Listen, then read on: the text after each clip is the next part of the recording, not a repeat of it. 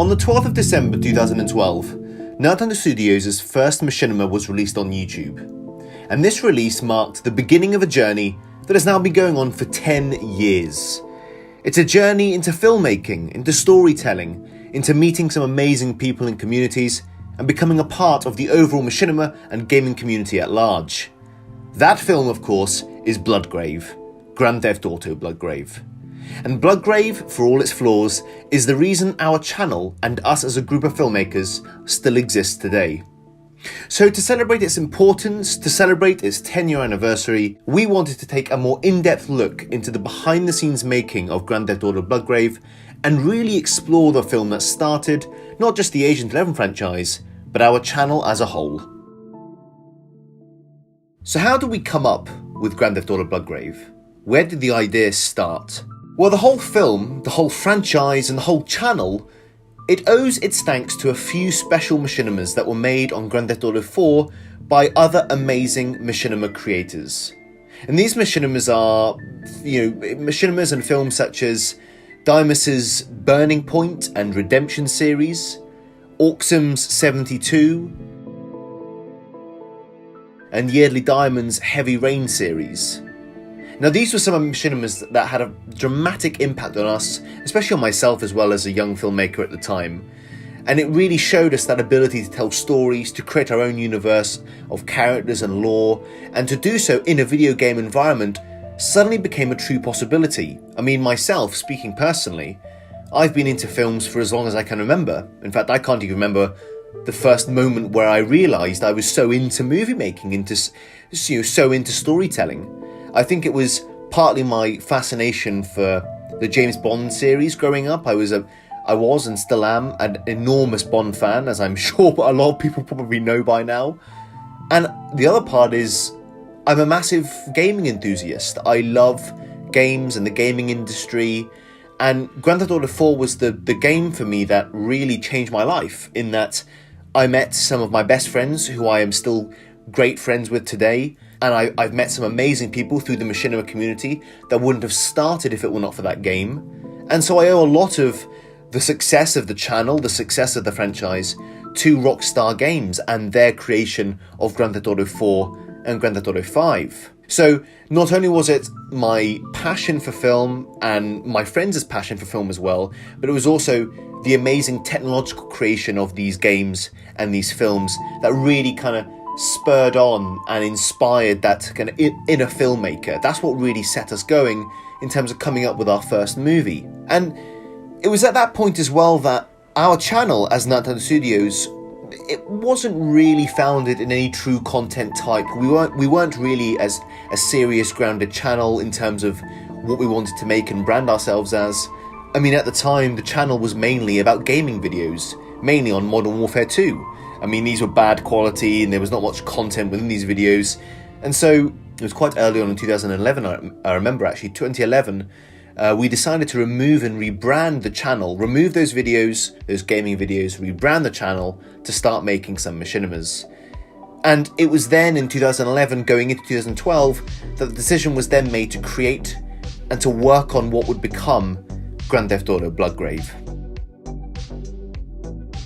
So we had the idea, we had the moment of motivation, of creative inspiration to say, right, let's start making some machinimas.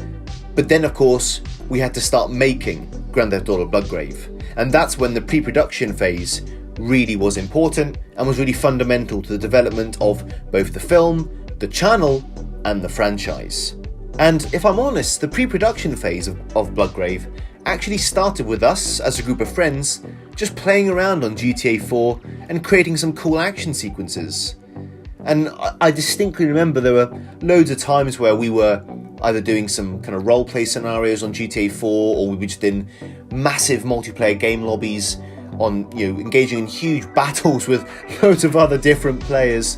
And we had these amazing action moments happen and stuff where we all finished and went, oh my god, that this moment we've just experienced, that was almost cinematic. It was almost as if we were in a film kind of thing. And we had loads of those moments happen, whether that be car chases, shootouts, foot chases, helicopter battles, whatever it was.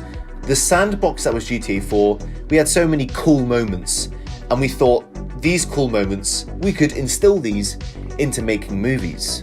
People might remember that we had an Agent 11 recap series during the launch of Grand Theft Auto: The Year of Scorpio, and in the recap video for Bloodgrave, I mentioned that the film was mainly based around various car chase sequences, and this is really true, this is absolutely true. In the pre-production period, we actually ended up jumping on GTA 4 on random days and just spontaneously coming up with car chase sequences. And it was these kind of action moments, these action sequences that we kind of formed the whole film around. So the pre-production phase wasn't really right, what's the costume design, what locations are we visiting, what's the score, what's the script, what's the story, what's the cast.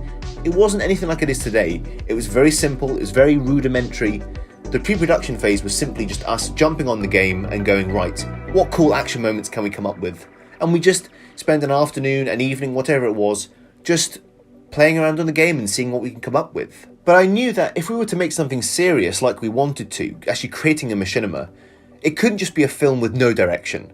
It couldn't just be a film purely about car chases, and that was all that was in there. I mean, no one would want to watch that, not really. There has to be a story, there has to be something in the film itself that draws you in as an audience, as a viewer. And so we realised early on in the pre-production phase that the film needed an outline. At the very least, it needed an outline. So the process after that was, I simply wrote a short outline of what the film would include and took some inspiration off various different films I'd seen at that point. And again, I was quite young at this point, and actually all the entire crew was. We were quite young. And so our experience and our knowledge of various different films and games and different inspiration sources was quite limited, admittedly. So the inspirations were, for example, the Skyfall trailer. That had just come out at the time, and I remember we were really drawn into that trailer. We were really drawn into the film. Obviously, being huge Bond fans, we were so excited for Skyfall to hit theatres. And so seeing that trailer really kind of said, right, let's take some of that inspiration, some of that tone and atmosphere that the trailer actually had, and put that into our movie. I remember John Frankenheimer's 1998 thriller Ronin being a huge inspiration, as well as Bullet, the legendary Steve McQueen Bullet film. That was also a massive inspiration on Bloodgrave, especially for their car chase sequences. Ewan Ward and myself, I've spoken many times on the channel, a fantastic, great friend of mine, and also a fantastic colleague to work with on these films, because Ewan has a real passion for not just film but action sequences and cars and the automotive world, and Ewan is amazing at creating action scenes, and out of nothing, literally from 0 to 100, being able to produce a full-on action scene, beginning to end, with the whole route, with all these stunts that happen inside it. He's fantastic. And one of the reasons for that is because of these film inspirations. We grew up with them, we kind of replicated them on GTA 4 a number of times, and that's what we put into the movie. Another film inspiration was Mission Impossible 3. I really remember the bridge ambush scene in that film. The really famous scene, the action scene, the 6-minute long action scene happened on that bridge with the helicopter and the drone and just everything about that scene I remember vividly as a kid. And that bridge ambush scene, it made such an impact. We actually used that kind of fundamental structure of a bridge attack scene in the film itself. We literally have a bridge ambush scene, and that whole sequence, the whole inspiration behind that came from Mission Impossible 3.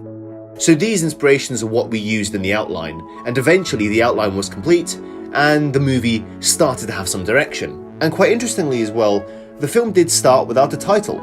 There was no title, there was no official working title for the film. The working title was simply Grand Theft Auto, and this is actually one of the reasons as well why the franchise temporarily took the title of the Grand Theft Auto film franchise. You may see in previous videos of ours in the past that we refer to the Agent 11 series as that, but that was mainly because of the working title of Bloodgrave, and that's really what we just called this film, and from then on it just became known as the Grand Theft Auto film franchise, and it's now evolved into its final form, that being the Agent 11 franchise.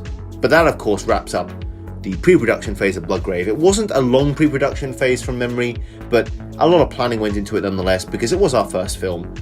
We rehearsed a lot of stuff as well, a lot of action scenes, just to get the film, an idea of what the film was going to be and what we were going to shoot on various different days and so forth.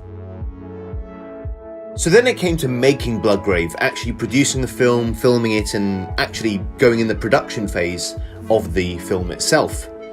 And my great friend Ewan Ward was totally on board to help the film in terms of its action sequences in the very beginning, And he was effectively there at the beginning of the franchise as well. I mean, Ewan and I, we go back a long time in terms of our friendship. I remember him coming along to the film on the first couple of days and not really being sure if this is what he wanted to do and to help out with, but he was really on board with all the action scenes because that was the exciting stuff to do. It was the really kind of visceral things to do on the video game and replicate scenes and really get into the moments of action moments, and that's what Ewan's passion was, and he was there at the beginning really helping out with the stunt work. And Ewan and I, as is now the case, we spent a long time figuring out the action sequences, you know, the cars to use, the routes to take, the scenery to shoot in, and the stunts to execute.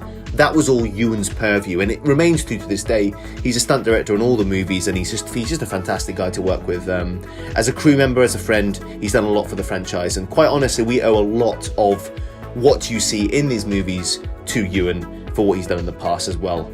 We also had massive help from an old friend of mine, James, or ZJTW, as his gamer tag is credited in Bloodgrave.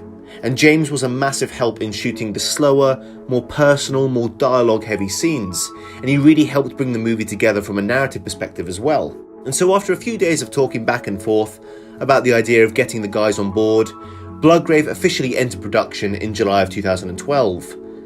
And the film was shot in chronological order.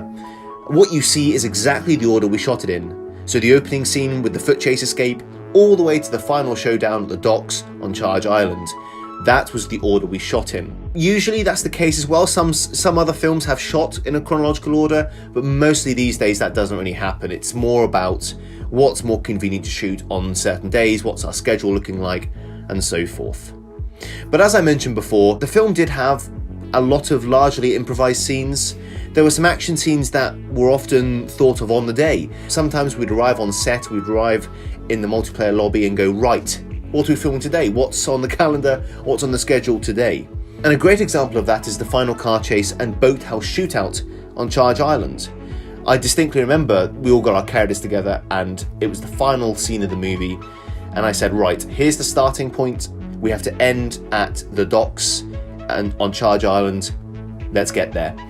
I was in the Infernus, chasing after Ewan and James, who were in the vehicle in front, the Sultan RS. And what essentially happened was, Ewan, again, in all his genius of being able to know what worked for an action scene, Ewan took us on an amazing route, chasing all the way through the city, all the way to Charge Island, and it was just a fantastic car chase that led to this action moment of the shootout. And I should say as well that when you see us in the movie, we pull up, get out the cars, and the shootout begins. We then make our way into the boathouse. There's the shootout there, and then there's the final confrontation. Nico kills Mikhail Faustin, and that's the end of the film. That's all in one take. We couldn't. It's not like it is today where we shoot for 10 seconds then cut. It was right, shooting, his action, the camera's rolling. I can't say anything, and I can't direct you once the camera is rolling, because of course we were using an iPad camera. It captured audio in the room, so I couldn't talk to the guys whilst we were shooting. And so the minute I said action, that's when the action scene started, and it went to the end of the movie. It went to the very final moment of the scene. So everything you see is in one take. There are moments of errors and faults that happen, but we keep them in because it's the natural part of making these films. But in the end, what happened is we produced, I think, a really iconic final action scene to finish the movie on. And the fact it's all one take is something I'm really proud of to this day. And so sometimes those improvised scenes, although some might go, whoa, what's this about? Why would you improvise this? You know, you can get a bit more rehearsal in there, a bit more precise execution. Sometimes diamonds are formed under pressure, and that was definitely a case on that filming day. But that's one example of an improvised action scene. But there were many scenes in the movie that actually a lot of planning went into them before shooting. A great example, that being the bridge attack ambush scene. That took a long time to plan to come up with, because the difficulty there was we couldn't cordon off the bridge because of course the AI traffic was moving in and out. So we had to choose the right time of day, the right moment to kind of start the camera, all the shootout that would then happen. So everything that happens in there, although is improv, the actual idea of the scene, the rehearsal, what would happen during the scene, that was all rehearsed and executed beforehand, so we knew what was going to happen. So what's evident is that production was quite varied in terms of how we executed certain scenes, but production lasted for roughly 2 months, and at the end of September 2012, the film was completely shot and production was complete. As I mentioned earlier, we shot the film on an iPad camera, something to this day that I'm still absolutely amazed and quite shocked at, because it's a decision that I question enormously these days, but that was the technology we had back then. We didn't have a lot to use. And we used the iPad's iMovie app to edit and put the film together, and all its promotional content together as well.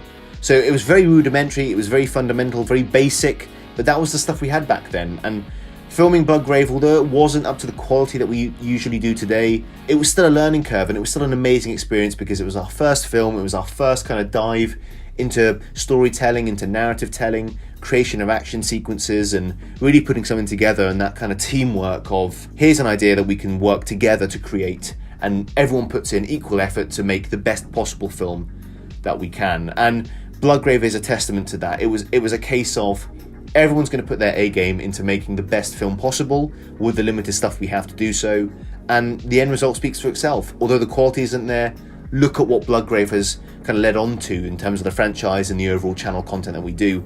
The way I look at this is, the channel exists today, we do what we do today because of Bloodgrave. If it wasn't for Bloodgrave and all of the lessons we learned during production and even after production, we wouldn't be here today. So I still owe a lot of gratitude to the team that worked on Bloodgrave and for the lessons learned during the production of the film, because Bloodgrave was the first real lesson in movie making, and it led to some amazing feats later on with the Ocean's 11 franchise. So production of the film, although was rocky in some parts and the quality wasn't there, it was an amazing learning experience and a great experience nonetheless, and we made some amazing memories from them as well.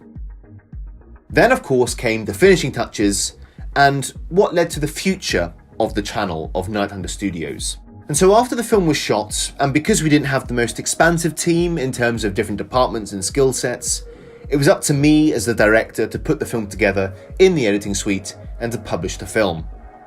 But because the film had no script and it was just an outline, no dialogue had been planned beforehand. The outline included what specific scenes were about, what the dialogue could be about in certain scenes, but the outline didn't include actual dialogue of what characters said. So a difficult part of post-production was, what do we do for character dialogue? We did start off by thinking artificial voices could be doable. However, the editing program we were using at the time was very rudimentary, it was very basic, and it wasn't advanced enough for us to record artificial voices in. And we were so young at that point, we couldn't employ and get volunteered cast members to do actual voice lines. And so in the end, because of our access to technology being very limited as well, we decided to go for subtitles using YouTube's then feature of adding comment boxes onto the video screen. Those comment boxes would be the subtitles of the film, which would substitute for dialogue. And in hindsight though, this was a terrible mistake, as this feature is now removed from YouTube and the movie effectively doesn't have any dialogue or subtitles. It is a silent movie. There's nothing going on in the film that can really let you know what's happening, which is a shame, and in hindsight I would have done things a lot differently, but this is a learning curve from Bloodgrave. However, even though this was the case, the film was edited and put together over a number of months, and when it came time to put inputting the dialogue, the film had to be uploaded to YouTube to do so. And so on November 12th, 2012, the film was uploaded to YouTube for the subtitle dialogue to be inputted. Now this explains why some people might get confused on when Bloodgrave's anniversary actually is, because although the film is uploaded on November the 12th, it wasn't made publicly available until December the 12th, which marks its 10-year anniversary. So again, although the film was uploaded on November the 12th, its actual anniversary is December the 12th. Now there were some major things done in post-production of the movie. For example, choosing the title. The title of Bloodgrave was decided during the editing phase of the movie, and we needed a name for the terrorist cell that Nico Bellic was going to be up against, and a name that would also represent the danger, threat and fear that the FIB and the LCPD were up against. And at the time actually, I just finished playing the 007 game Bloodstone, and that was a game that really made an impact on me. It's a game I still love to this day. I have huge nostalgia with that game. And honestly, the name Bloodgrave simply came from an inspiration from that game as well. The name was created because of the actual story requirements.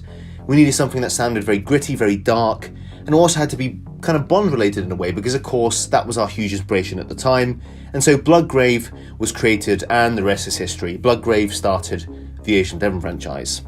Another major thing that was done in post-production was the opening credits. We knew we wanted a similar opening credit style to the Bond franchise, But because we had a lack of technology and we had no great editing software to put something advanced together, we ended up having to use Microsoft PowerPoint of all things to put the opening titles together. And if you go back today, you can see that.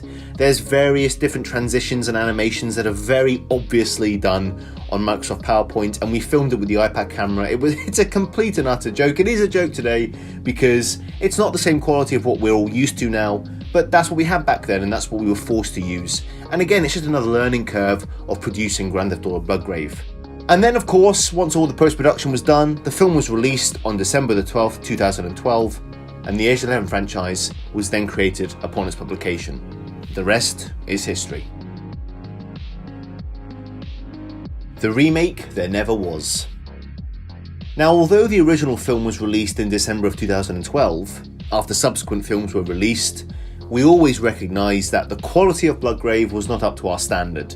Indeed, we often go on about it today even in this video I've mentioned a number of times that the quality of the film doesn't sit right with us. And it's always frustrated us that the origin of the Agent 11 franchise had such quality issues, and not many people could watch the film these days. And it's understandable given the lack of dialogue, immersive filmmaking, cinematography, etc. That kind of stuff really detracts viewers from watching the film. And I remember, it was between shooting Dark Knight and starting production on Black Phantom. I was actually on holiday at the time, and I had about 2 weeks of doing nothing basically. I was sitting outside, on a lounger, by a pool, not really doing much for a couple of weeks. So I just started writing. I'm a writer at heart, and this is what I do. I write. I'm constantly writing scripts for films. Some films I've written scripts for that may never happen, and that's fine with me. I write for a living, that's what I want to do, and that's what I love doing. So I spent these 2 weeks writing this script, and I had this idea of, well, why don't I see what a remastered version of Bloodgrave would be like? And so I sat outside for 2 weeks, enjoying the sunshine, whilst writing a remastered Bloodgrave. Now, the script I wrote was a partial rewrite and a partial reboot of the film itself. I made sure it addressed major criticisms that we had with the story, and also replanted the groundwork for the franchise's overarching storyline. Now, this is a feat though that we've now done without this reboot, without this remaster, thanks to Black Phantom, The Heir of Scorpio, and now Ascension. Over the course of the 2 weeks, I finished a complete draft of what a remastered Bloodgrave would have been like. And obviously I can't share the entire script and I can't read it word for word because we'd be here for hours, but there were some really notable and franchise-changing stuff that happened in that script. So if I can list a couple of examples, the film explored Nico and Kiki Jenkins' relationship and eventual marriage more deeply. It was a more personal story than the original Bloodgrave. It was very emotional, it was very grounded in Nico and Kiki's humanity and their relationship, and that was central to the story of this remastered Bloodgrave. And in fact, speaking of Nico and Kiki, they actually had a child in this film, who ended up being killed by none other than Tony Ronson. That was a major plot point, that was a major storyline in the film. It was franchise changing, it would set the groundwork later on for the rise of Tony Ronson and his link to Nico Bellic and his past. And so yeah, Tony Ronson, who was the villain of course in Grand Theft Auto Retribution, he made an earlier appearance in the franchise if this remastered Bloodgrave was made canon. The organisation Honor was also featured as a secondary villain in the story, with board member Knight making an appearance. Some people might remember Knight from Dark Knight, who was a key chairman, a key board member of Honor, the terrorist organisation that was run by Hester, and is now revealed to be a subsidiary of Scorpio. Claudia and Professor W also both were in the story, and having our introduction to them in the first film instead of latter ones down the line, that was a key fundamental thing for me when I was rewriting the film, when I was rewriting the script. Claudia and Professor W, they had to be in the film because I just thought it's wrong to not include them because they're such fundamental characters to the franchise now that in a remastered version of Bloodgrave, they would definitely be in the film, and they were central, integral characters to the film itself. Speaking of characters though, a new character was also introduced in that film by the name of Richard Evans, and he was introduced as a fundamental supporting character for Nico. Now, part of the story of Bloodgrave included Bellic having to go on the run from the FIB as the terrorist cell, Bloodgrave, had burned him. And so in this story, in this remastered story, Nico turned to his old friend from the military, Richard Evans. Richard provided him with support when others weren't there for him, and he was a fundamental character as well. There were some fundamental changes in the story of Bloodgrave that really would have impacted the franchise going forward. And also the action scenes were tighter and they were more interwoven throughout the narrative compared to the original Bloodgrave, and there were also a lot fewer car chases.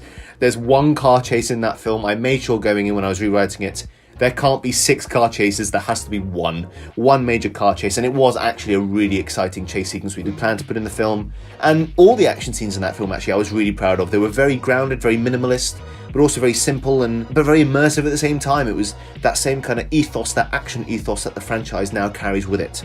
And the film overall though, it remained true to the original source material that we'd made all those years ago. Niko Bellic, an agent of the FIB's agent program, had to go on the run after Bloodgrave had burned him, and the whole story was about Niko unveiling Bloodgrave, proving its existence and proving his innocence. I was, and still am, immensely proud of that script, and if it were not for the Agent 11 franchise now coming to its conclusion, and of course if we had the time to do so, we would greenlight the remastered version and actually produce it instantly. We would do it tomorrow. I think it'll be real fun to do actually as a project. I think the project will be really good fun. Maybe one day I'll return to it and just as a one-off, greenlight the film, put it in production, get it out there so you guys can experience what Bloodgrave would have been like all those years ago. Maybe one day, who knows what could happen. So that's the Grand Theft Auto Bloodgrave remaster that sadly never happened, but the script does exist.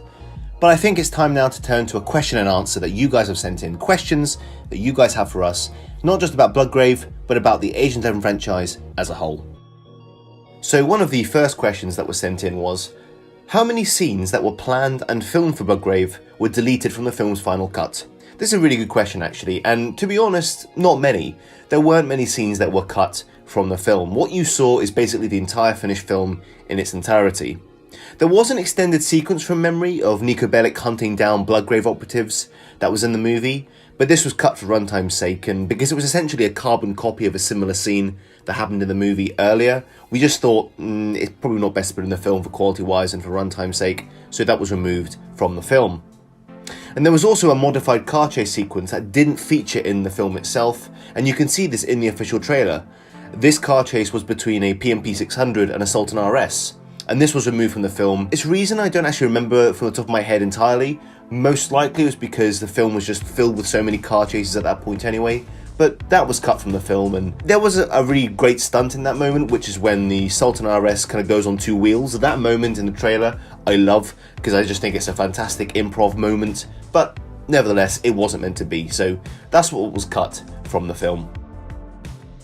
The next question is, was Agent 11 always going to be a long-running franchise, or was it intended to be only one film? Well, to be quite honest, we had no intention of making it into a franchise back when we were making Bloodgrave. And after Bloodgrave, I remember vividly wanting to have another go at making a Machinima, and the condition was that if the story was good enough and if it had the potential for setting up future films, we would pursue that, but only on Grand Theft Auto 5, because at that point, Grand Theft Auto 5 was going to be releasing in September of 2013, which was less than a year away at that point. So we thought, if we're going to make any future films, we'll try to make one more on Grand Theft Auto 4, and then see what our capacity and our condition is like to make Machinimas on Grand Theft Auto again. And of course, after Bloodgrave, we made the second wave, and that ultimately changed the entire direction of the franchise, and led ultimately onto the movies that are going today. So honestly, yes, at the beginning, it wasn't always intended to be a franchise, but we thought we had a capacity, we had the motivation to make another film and to really give it a go to make something of really high quality. So yeah, Bloodgrave, although started just as a standalone film, ended up evolving into a franchise film. Have there ever been moments whilst writing where you've surprised or shocked yourself in where you have decided to take the story and Niko Bellic as a character? This is actually a really good question. It's a fantastic question, I must say. There have definitely been a number of moments that we've definitely found to be rather shocking or just a bit daring. So some examples that spring to mind: the decision to kill off Kiki Jenkins in Another Way to Die. Of course, Kiki Jenkins was Niko Bellic's wife in Bloodgrave to Another Way to Die, and the decision to kill her off was... we spent a long time thinking about that actually. That was a really fundamental story point and franchise-changing moment, not just for Niko Bellic as a character, but the overarching story of the franchise. And we had to really convince ourselves that it was the way to go, that this was the logical conclusion of the film, and it also made sense for the character development. Would killing off Kiki actually serve both Kiki as a character and her legacy, but also Niko Bellic and his character development going forward? But ultimately that's proven to be a really positive move for the franchise in terms of the story and in terms of the emotional depth and emotional quality that we get from it. So yeah, that was definitely a daring moment. Another shocking moment that we had to really convince ourselves was the ending of The Heir of Scorpio, with the team failing and the villain, Hessler and Scorpio, ultimately winning. Obviously I can't talk much about this because it's partly going to be answered in Grand Theft Auto Ascension, but that decision to end The Heir of Scorpio in that way took a lot of convincing. It was actually the first thing we thought of when writing The Heir of Scorpio was, this is going to be the ending. And at the time I had to really convince JJ Ralph, my great friend and great collaborator, that it was the right move for the film to go and for the franchise to go. It felt right that the team should actually fail at least once, because when the team fail, you know there are real stakes. So when we now go into Grand Theft Auto Ascension, the stakes are actually real, and you feel like the mission isn't always a guaranteed success, and that, for me, brings so much weight and emotional depth into this next movie that I just can't wait to explore. But that was definitely one moment at the beginning where we thought, this is actually really shocking. This is different to anything we've done before. But ultimately, of course, the reception of the ending has been absolutely tremendous. We're going to be doing a behind-the-scenes look on the ending, another director's commentary, so do keep an eye out for that. But the reception, the overall take that you guys have given us has been amazing, and it seems that you guys love that ending, and I'm so glad you did, because we spent a long time thinking about it, writing it, executing it properly to make sure it was actually done in the best way possible, and I'm just so glad it was received so well. Another shocking moment was probably the return of Elizabeth Salvagia, and whether it would be believable within the story and the franchise itself. People might remember that in Grand Theft Auto Darklight, Elizabeth supposedly died in a plane explosion, but then in Black Phantom, it turns out that she actually managed to escape the plane before it exploded. And bringing that character back was a risk in Black Phantom, but we thought it made sense, again, for Nico's character development, for the franchise's overarching arc, and also for Ellie's character. I remember writing Grand Theft Auto Darklight and thinking, this is a character I really want to see more of. Ellie is a fascinating character. She has such a backstory and such a weight to the franchise already, and she's been in it for a couple of movies. Bringing her back was definitely a risk, because we had to then kind of go back and retcon what had been done before and explain how she survived. But nevertheless, I think the explanation served well. It served the film well and the franchise well. Another surprising moment for us, I was surprised at the more kind of 24 full-on action story that Forevermore became. That was quite shocking for me, and because it happened during production and not something that we intentionally kind of went for. And when I say a 24 type style, if anyone's seen the amazing TV show 24, you'll know what I mean. Just constant action with some subplot of politics and drama. The formula of an Ocean's 11 film doesn't really fit with what Forevermore became, in my opinion. It's a very one-dimensional film, it's a simple film to follow, and one that lacks a lot of emotional weight compared to the other films in the franchise. And in hindsight, that film is quite low on the ranking, for my personal ranking, in terms of how the franchise has now come about and what my favourite films are in the franchise. Forevermore's still a good film, in my opinion. There's a lot I love about it, and it's the first film we shot on GTA 5. I can't not love it. But its one-dimensional, kind of rudimentary structure and overall tone and atmosphere is something I probably won't do again. I don't like those types of films. I like films where there are many subplots and emotional cores in the centre of the film, and there wasn't in Forevermore, and it's something I actually regret, because there was a opportunity for us to do so with the absence of Claudia Angel, and we only really capitalised that on Another Way to Die and not in Forevermore. But that, of course, is a learning curve in of itself.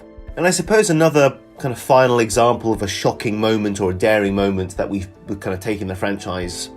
There was a 9th film planned that was completely different to The Heir of Scorpio. And that film actually would have served as a bridge between Black Phantom and The Heir of Scorpio, if of course The Heir of Scorpio would have been the final film. There was a 9th film planned, and one day I'll need to do a huge behind the scenes breakdown of what that film was. There still exists a full story outline for that 9th film, and there are a lot of exciting and different ideas in that story, and it was something I was really excited about actually. After finishing Black Phantom, I felt that the story in the franchise needed to take another kind of different tonal shift, and this other 9th film that we planned was so exciting. It was so different and fresh and unique, and there were some real story elements that we hadn't really tried before, and it was quite daring, the story. I wish I could go into it more. I'm going to have to do a future video on it, but ultimately that film was never meant to be, and The Heir of Scorpio is what obviously became the 9th film in the franchise, and I wouldn't change anything, but if I could go back and make one of those films that we didn't make, that replacement 9th film would definitely be high up on my list. The next question is, were there alternate titles for the movie instead of Bloodgrave? Well, unlike other films, the title came to us naturally and just stuck the moment we thought of it, really. I mentioned earlier that there was the Bloodstone inspiration, and that was definitely part of it. And there was at one point, though, from memory, that we were going to call the film, I think it was Grand Theft Auto Overkill, but that was quickly dropped. And I'm not a fan of that name, even to this day. I don't like that name at all. That was just a very quick, kind of rough sketch of what the name could be. But Bloodgrave just stuck, and it made sense in the story. It made sense as a tonal and atmospheric kind of title. And ultimately, I'm very proud of that title to this day. It's one of my favourites, actually, in the franchise. Another question that was sent in was, what is your personal favourite Ocean's 11 film of the pre-voice acting era? This is a brilliant question, actually, and one that I can't actually answer in full. Every film has been incredible to work on in some shape or form. Some have been more difficult than others, of course, but every production has created memories and brought about more friendships than I can possibly imagine. These films have been a part of my growing up. It's been part of the entire channel and its history. So I love all these films. But for the pre-voice acting era, so the era before voice actors were brought on, if it's the film I'm the proudest of, it would probably have to be Grand Theft Auto Retribution. For me, that feels like the most complete film out of all of the pre-voice acting era. It's the first film in the franchise to have a complete industry standard script that was written. It's our first true feature film, over 2 hours. It perfectly completed the franchise's first arc, and has a third act I'm so proud of, considering we ran into such huge production issues when we were about to film it. So Retribution is one I'm probably the most proudest of. But if it's the film that I have the best memories of, I would have to say Grand Theft Auto Another Way to Die takes the cake every time. Another Way to Die was filmed at a really great point in my life from a personal perspective. The team was harmonious, everyone enjoyed the filming process, the production ran like clockwork, there were no issues involved. And Another Way to Die has a story that I'm so immensely proud of. And it's our first true emotional film with some huge character development. I love that film to bits, really, and it will always be high on my personal list. Another question that was sent in was, were there any action scenes that didn't make it into the final cut? Well, aside from the car chase I mentioned earlier, no. Every shot action sequence made its way into the film. I mean, there were certainly planned action scenes that were never shot. For example, there was a boat chase at one point down a Liberty City river that was going to happen in the film, but that didn't happen for many, many reasons. But no, everything you see in the film is what was shot, and everything that was shot went into the film. It's really that simple. If you could go back and change one thing about the film, what would it be? Now, of course, the film does have a lot of problems for me, as I spoke about in the remastered section of this video, so I wouldn't want to change just one thing, because for me the film does suffer a lot of issues with our current perspective, our current hat on, with our ability to make machinimas today and what the quality is like today. But if I had to choose what it would be between going back to shoot the film with a game capture device, so we have a proper cinematic quality, or using real voices, real voice acting, instead of subtitles.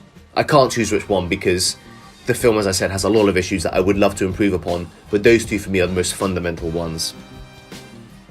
The penultimate question is, what is your best memory from making Bloodgrave? Honestly, I miss the days of just spontaneously shooting action scenes with my mates, with my friends. They were some fantastic times, and our memories, a lot of us still hold dear today. I have a great memory, actually, of just Ewan and I jumping on the Xbox 360 one day. I remember we wanted to keep filming Bloodgrave, and we needed an action scene, so we jumped into a GTA 4 lobby, and it was night time, so the conditions weren't ideal, but nevertheless, we went ahead with it. But I said to Ewan, we need an action scene, but I'm not sure what we need. It needs to start at this location and end at this location, but what do we do? Well, Ewan, I remember, he went and found a Futo, one of the JDM hatchback cars, just on the street, and I found another one as well. And as soon as we lined up and I shouted action, Ewan just raced off in the distance and I chased after him. And the end result is the infamous Futo chase that's in Bloodgrave. It was just Ewan's genius of knowing what worked in a car chase, and his spontaneous nature of knowing what works in the moment of the action, that really made that filming day a great one, and it's a memory that I still hold dear today. There are so many good memories I have from making these films, but the spontaneous nature of filming is something that we do miss from our kind of modern day way of shooting these films. Films today are very rehearsed, they're very well thought out, the pre-production is enormous on them because we know exactly what happens in each scene bit by bit. Back then though, it was a simple case of, right, we jump in a lobby, we get whatever action tools we need, whether it be cars, a location, guns, whatever, we shout action and we see what happens. And for me, I have so many great memories of those kind of shooting days. It was a really great time to be shooting those kind of movies. And the final question that was sent in was, would you try and redo or remaster the old and outdated movies in the Agent 11 franchise, like Bloodgrave, The Second Wave, Forevermore, and Another Way to Die? Well, like I mentioned earlier, very much so. I would love nothing more than to rewrite some of the older films, specifically The Second Wave and Forevermore, and I'd love to remaster them with all the skills and knowledge that we've learned over the years, and to make them with the technology that we have today. I have so many ideas of what I'd do to rewrite those films as well, and to improve them from a story and a narrative perspective.